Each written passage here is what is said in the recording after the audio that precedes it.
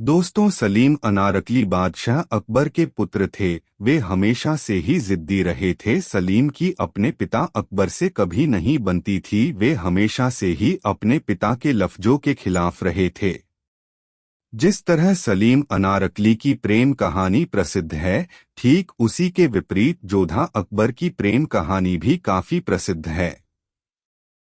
सलीम के इसी व्यवहार की वजह से इन्हों को बादशाह अकबर ने सेना में भेज दिया ताकि ये थोड़ा अनुशासन सीख सके।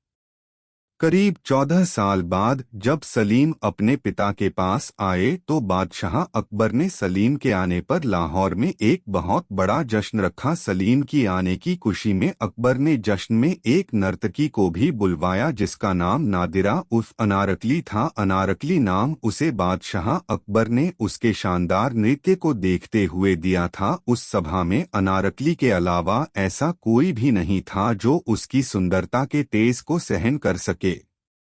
सलीम ने अनारकली को अकबर के दरबार में लाहौर में पहली बार देखा था।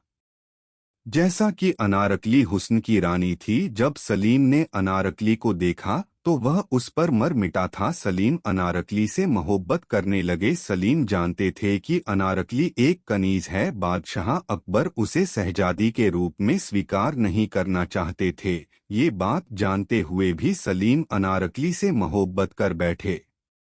जब इस बात की भनक अनारकली को लगी कि शहजादे सलीम उन्हों से मोहब्बत करते हैं, तो अनारकली ने शहजादे सलीम से दूरियां बनाने लग गई। उन्हों को डर था कि अगर इस बात का पता बादशाह अकबर को पता चल गया तो वे अनारकली को सजाए मौत दे देंगे।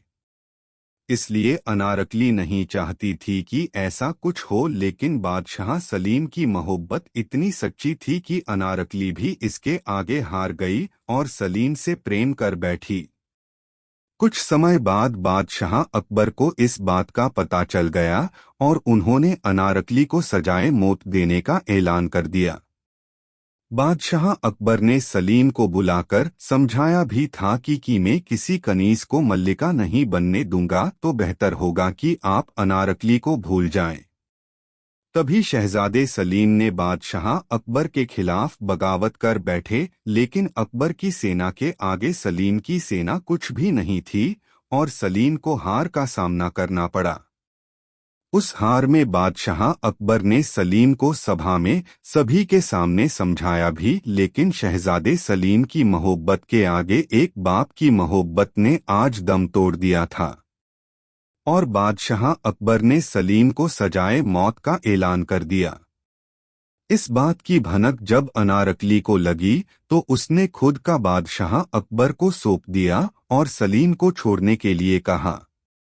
अनारकली को बादशाह अकबर ने जिंदा दीवार में चुनवाने का ऐलान कर दिया और अनारकली को जिंदा दीवार में चुनवा दिया गया। ये घटना 1599 ईस्वी में हुई। जिस जगह अनारकली को जिंदा दीवार में चुनवाया गया था वहां आज भी उन्हों का मकबरा है और इसी प्रकार आज सलीम अनारकली की इस दर्दनाक प्रेम कहानी का अंत होता है।